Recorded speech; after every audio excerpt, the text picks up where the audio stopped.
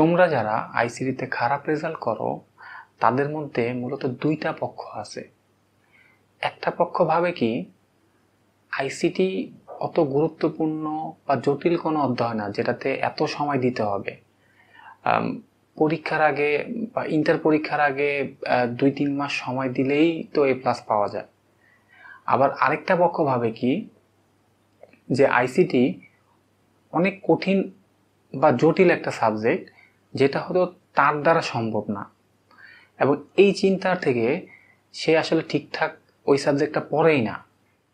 এখন এই দুইটা পক্ষই তাদের ভুল ধারণার কারণে আইসিটিতে কখনোই তাদের কাঙ্ক্ষিত ফলাফলটা পায় না। মূলত আইসিটি অনেক কঠিন বা সহজ কোনোটাই না। তুমি যদি এই সাবজেক্টটাকে অন্য 5টা সাবজেক্টের মতো ইম্পর্টেন্স দিয়ে পড়ো, নিয়মিত সময় দাও, তাহলে এখনও আইসিটি অত কঠিন কোনো সাবজেক্ট না।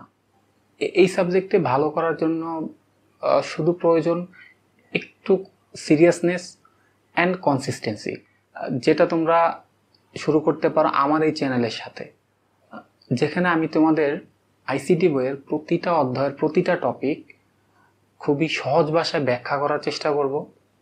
তাই তোমরা যারা আইসিটিকে একদম সহজ ভাষায় শিখতে চাও এবং আইসিটি সম্পর্কে একটি সঠিক গাইডলাইন চাও, তোমরা আমার এই চ্যানেলটিকে ফলো দিয়ে রাখতে পারো।